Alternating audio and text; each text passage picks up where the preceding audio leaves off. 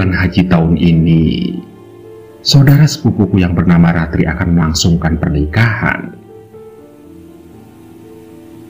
Setelah penantiannya menjalani LDR selama 5 tahun dengan kekasihnya Dimas, akhirnya lulus juga meski bermacam rintangan datang menghadang. Dan acara pernikahan mereka akan dilangsungkan di rumah paman ayah Ratri, di kampung mereka yang berada di daerah Jawa Timur pada hari Minggu pertengahan bulan ini.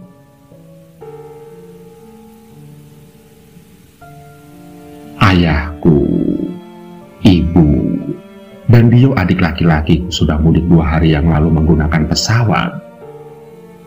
Sedangkan aku baru mendapatkan izin dari kantor hari ini. Dan malam ini juga aku ingin berangkat menggunakan kereta api.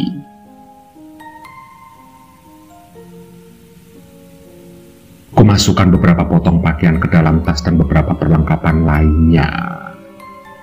Dan jam sudah menunjukkan pukul 8:30 malam ketika kereta berangkat dari stasiun Gambir.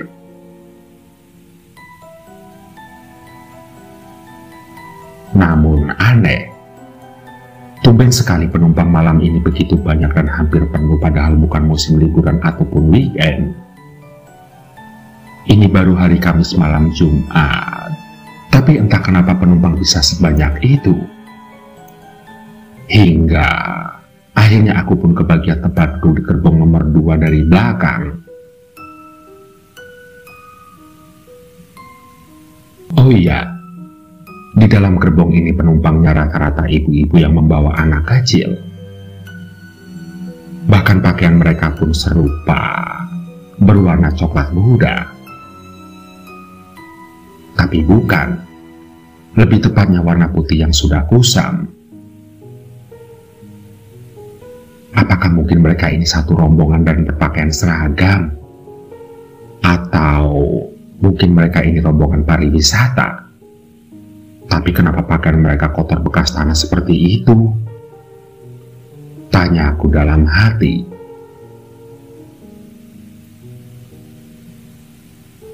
Perlahan aku letakkan bokongku di kursi yang masih kosong. Aku menoleh ke kiri dan ke kanan. Namun, hal aneh kembali terjadi. Aku mencium wangi bunga kenanga yang aromanya sangat menyengat di hidungku.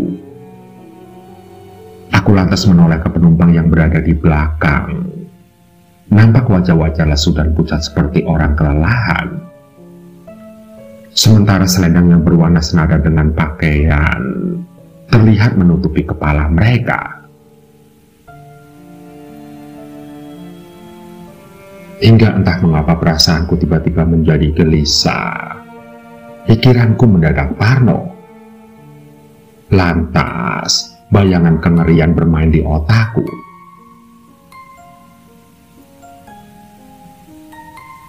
Aku kemudian berusaha duduk dengan tenang. Kualihkan perhatian dengan membaca sebuah novel yang kubawa dari rumah. Namun baru saja membaca beberapa lembar, mata ini kemudian diserang rasa kantuk yang luar biasa dan aku pun akhirnya menguap berkali-kali. Dan tidak berapa lama kemudian, akhirnya aku pun terlelap.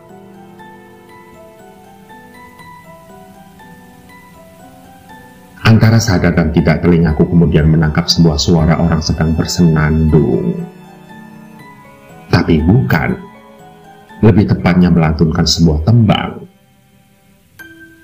Lagu itu bahkan sepertinya aku pernah mendengar tapi lupa di mana. Lantas aku pun menajamkan lagi pendengaran, dan itu adalah suara perempuan.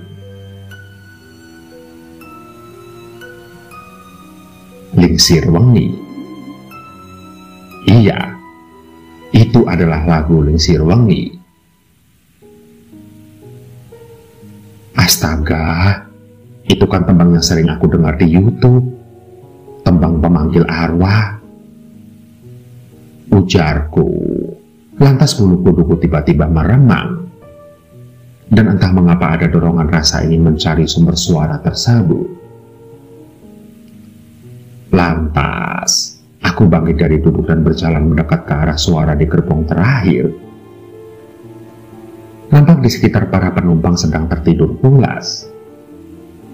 Hingga tiba-tiba bau wangi kenanga berubah menjadi bau anjir yang menyeruak menyengat di hidungku. Suara itu kini tidak terdengar lagi. Lantas aku pun menghentikan langkah. Aku lalu berbalik dan kembali ke tempat duduk. Dan kemudian kulihat tanda waktu di pergelangan tangan.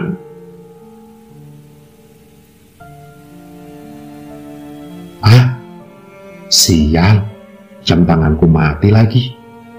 Masa dari tadi baru jam 9:30? Gumamku.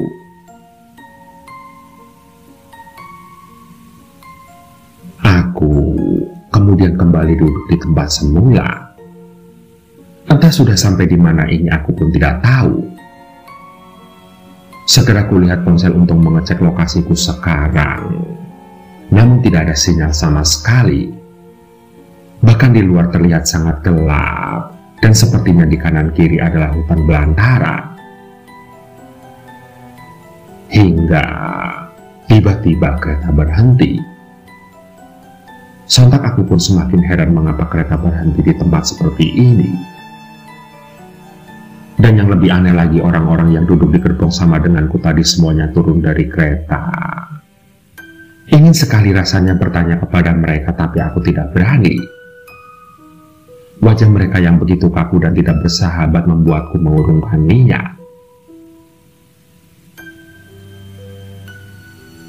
Lagi-lagi terjadi keanehan. Kepergian orang-orang itu meninggalkan bau busuk yang sangat menyengat. Tiba-tiba tengkuk ini merasa dingin seperti ada yang meniup. Dan setelah itu angin kencang datang tidak seperti biasanya. Aku kemudian menoleh ke belakang. Tidak ada seorang pun yang masih terlihat.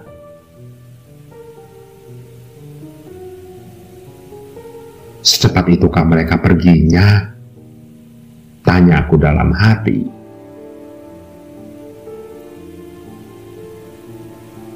Belum lagi terjawab tanyaku, tiba-tiba muncul banyak sekali makhluk-makhluk menyeramkan dari gerbong belakang dan mendekat ke arahku. Nampak tubuh mereka tidak utuh lagi. Ada yang hilang sebelah tangan atau kakinya. Ada pula yang letak kepalanya terbalik.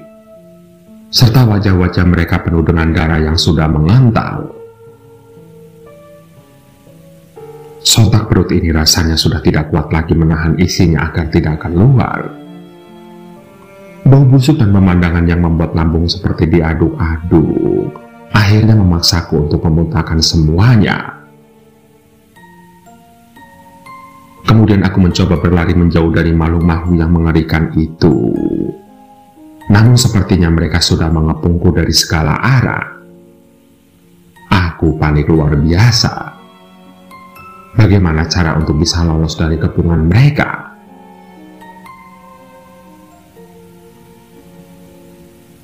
Allahu Akbar! Teriakku berkali-kali sembari terduduk memeluk lutut. Aku membaca doa apa saja yang ku bisa berulang-ulang sampai aku merasa lelah dan tubuhku lemas. Sementara keringat membasahi seluruh tubuhku.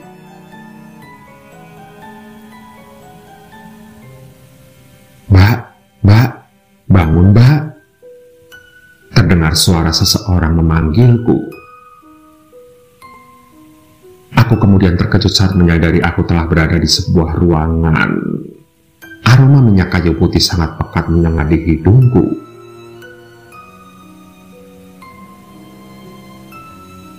Saya di mana? Tanyaku sembari melihat sekeliling. Masih terlihat samar-samar. Ada beberapa sosok orang mengelilingiku.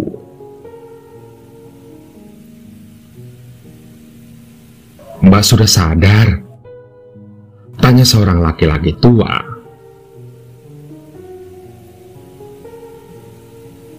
Kenapa saya bisa ada di sini? Bukannya tadi saya berada di dalam kereta api? Tanyaku bingung.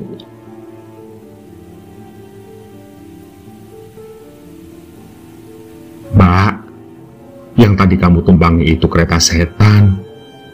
Setiap malam Jumat Kliwon, kereta itu akan melintas dan mencari korban. Untung Mbak masih selamat dari incaran mereka, ujar laki-laki tua itu yang sontak membuatku merinding.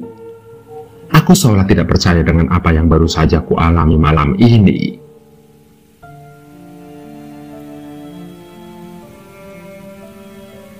Sekarang ini saya berada di mana, Pak? Tanyaku. Mbaknya berada di pos lintasan kereta api di perbatasan Jawa Tengah dan Jawa Timur, jawabnya. Mendengar itu aku lebih terkejut lagi. Bagaimana mungkin secepat itu aku sampai di sini? Rasanya seperti mimpi, tapi ini nyata. Aku bahkan menepuk pipi ini dan masih terasa sakit, yang berarti aku tidak sedang bermimpi.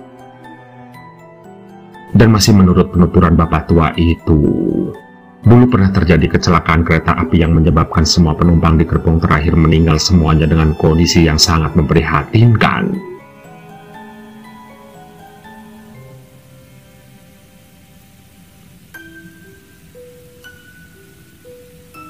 Yuk, Cung, perintah Wendy sembari menutup pintu mobil. Kuperhatikan dari kaca spion dashboard Wendy yang duduk di kursi kabin belakang pada malam itu mengenakan t-shirt putih. Ia mengikat rambut hitamnya yang panjang. Dan sebagai seorang pesulap wanita profesional, Wendy memiliki jam terbang yang cukup tinggi. Tidak jarang, ia harus berpergian keluar kota seperti malam ini.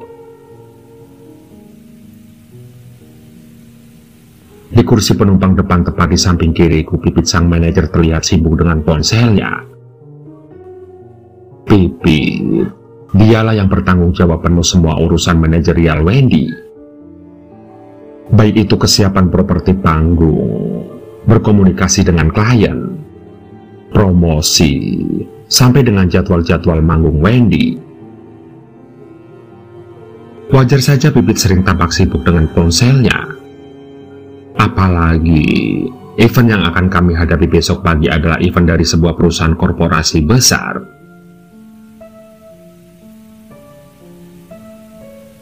Dengan tinggi badan 180 cm dan berat hanya 62 kg. Wajarlah mereka berdua biasa memanggilku dengan panggilan cungkring. Dan sebagai kru dan satu-satunya laki-laki dari tim ini, aku harus selalu siap sedia menerima perintah dari mereka. Mulai dari menyetir, sampai angkat-angkat barang keperluan panggung Wendy kulakukan dengan senang hati. Duh, mendadak lapar nih, Pit, ujar Wendy.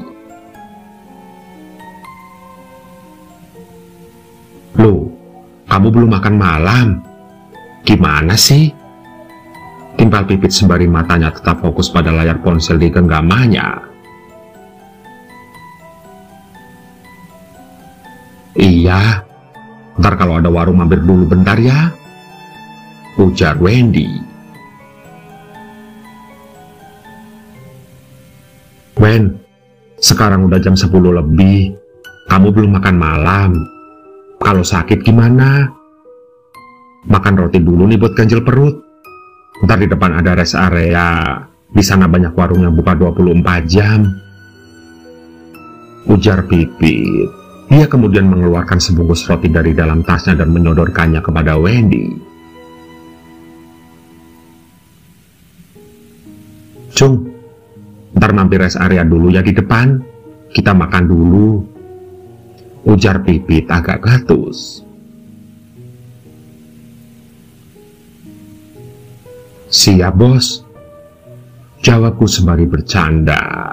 Aku mencoba mencairkan suasana. Singkat cerita, percakapan kami bertiga berlanjut seiring mobil yang kupacu melaju di ruas jalan antar kota Kebumen, Jogja. Banyak truk dan bis besar yang beriring-iringan sepanjang jalan ini, hingga tidak terasa sampailah kami di rest area yang dimaksud oleh Pipit. Lantas, segera ku parkir mobilku sejajar dengan beberapa mobil lain di areal parkir yang terbilang luas. Tampak juga di sana cahaya terang dari lampu kios dan warung yang berjajar. Namun, rest area ini terasa agak sepi karena untuk tempat seluas ini hanya ada beberapa mobil yang singgah. Itu mungkin karena kami berpergian di hari kerja. Dan dugaanku kalau hari libur pasti rest area ini dipadati oleh banyak orang.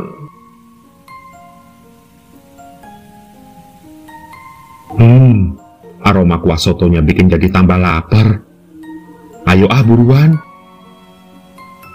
ujar Wendy yang tidak sabar untuk segera menyantap soto ayam yang aromanya tercium sampai ke parkiran.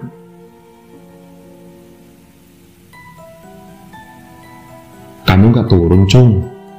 Ayolah, sekalian ngopi-ngopi atau ngeteh dulu, ajak Pipit sembari membuka pintu. Enggak aku masih kenyang banget. Kalau ngopi atau ngeteh ntar malah bikin kebelet pipis. Kan perjalanan masih jauh, Pit. Aku nunggu di sini saja. Lumayan bisa rebahan sebentar, jawabku. Dengan berjalan cepat, Wendy kemudian bergegas menuju warung soto diikuti Pipit di belakangnya yang terlihat masih sibuk dengan ponselnya. Sementara aku kemudian mematikan mesin dan kubuka sebagian kaca jendela mobil untuk sirkulasi udara di dalam mobil. Kurebahkan sandaran kursi yang sejak tadi menopang punggungku ketika menyetir. Rasanya nyaman ketika kurebahkan tubuh kurusku ini. Lantas kupejamkan mataku untuk sesaat beristirahat. Pikirku lumayan bisa tidur barang 1 jam saja. Karena aku tahu Wendy biasanya lama kalau makan. Dan tidak berapa lama kemudian aku pun terlelap masuk ke alam tidurku.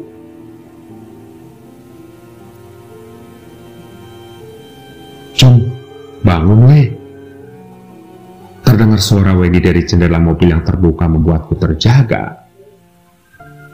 Rupanya dia sudah selesai makan. Lantas kulihat jam di layar ponselku. Ternyata baru setengah jam berlalu sejak terakhir kulihat penunjuk waktu sebelum aku terlelap.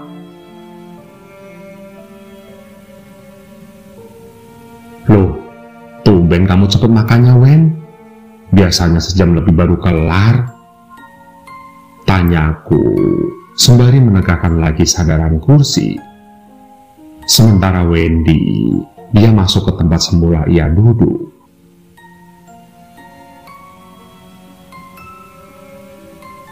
Pipit mana, Wen? Tanyaku pada Wendy.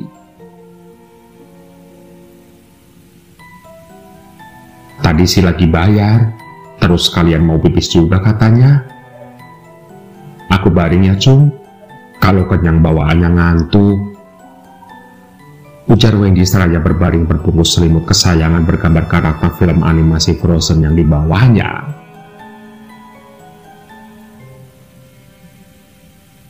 Ya udah, aku tinggal ke toilet sebentar ya, Wen. Ujarku sembari keluar dari mobil meninggalkan Wendy yang berbaring di dalam mobil. Hingga tiba-tiba tercium aroma bunga melati yang membuatku merinding ketika ku tapaki anak tangga menuju toilet yang letaknya sekitar 1 meter lebih tinggi dari area parkir. Kulihat sekitarku tidak ada satupun pohon melati yang tumbuh. Dan ketika aku melangkah sampai anak tangga terakhir, aku melihat ada sepiring bunga melati dan beberapa jenis makanan di dalamnya. Astaga, di era Google merajai kemajuan teknologi masih aja ada yang percaya tahayul dengan memasang sesaji beginian. Gumamku tanpa menggubrisnya. Lalu aku lanjutkan langkahku menuju toilet.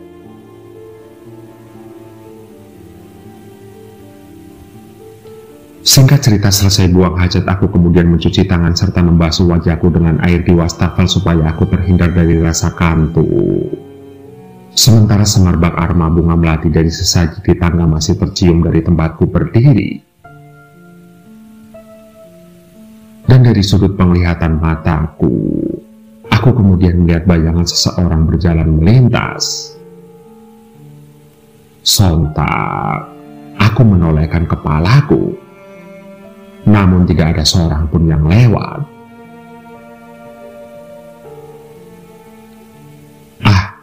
Mungkin itu cuma butiran air yang mengalir di pelipis dan mataku. Ku mampu berusaha menepis pikiran paranoidku sembari kulangkahkan kakiku menuju parkiran. Namun aneh, piring sesaji yang tadi kulihat sudah tidak ada lagi, tapi aroma bunga melati masih semerbak mewangi. Hingga tanpa sengaja kulihat pipi di bawah tangga berjalan pelan, sangat pelan dengan kepala yang menunduk. Aku kemudian menghampirinya dan kutepuk pundaknya.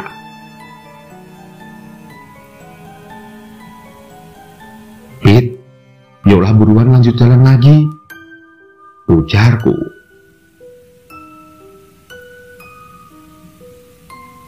"Anjir, ngagetin aja sih lu, Cung," seru Pipit yang tersentak karena tepukanku di pundaknya. "Ntar, nungguin si Wendy lagi pipis. Lagian si Wendy lama banget sih ini pipisnya," ujarnya lagi. "Loh, bukannya Wendy tidur di mobil, Pit? Tadi sebelum aku pipis sih dia tidur di mobil," jawabku mencoba meyakinkan kalau Wendy memang sudah di mobil. Lah, tuh bocah ternyata udah duluan ke mobil. Tadi sih pas aku bayar makan dia bilang mau ke toilet dulu. Makanya aku susul ke sini. Sekalian aku pipis juga. Lagi pula, aku pikir tadi yang di bilik di sebelahku adalah Wendy. Soalnya ada yang lagi buang hajat juga di sana, ujar Pipit. "Ya udahlah, yuk," ujarnya lagi.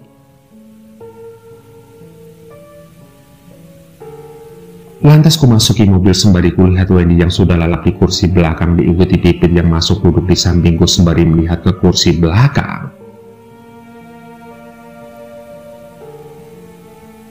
"Ya, tumbang deh nih bocah," ujar Pipit.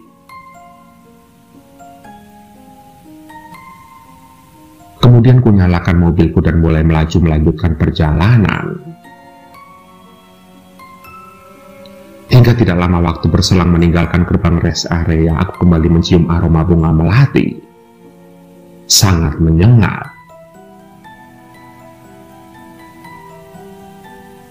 "Pit, nyium aroma melati enggak?" tanyaku pada Pipit. Sambil sekejap aku menolehkan pandanganku ke Pipit. Nampak mata Pipit tiba-tiba melotot melihat layar ponselnya dan langsung melihat lurus ke depan. "Kenapa, Pit?" tanyaku. "Cung, kayaknya kita harus putar balik deh," jawab Pipit bergetar lirik.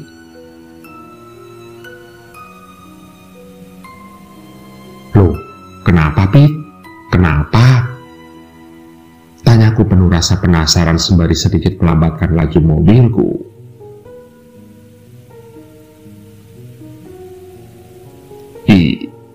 "Ini Wendy ngirim teks WhatsApp, dia masih di rest area," ujar Pipit dengan nada bergetar ketakutan.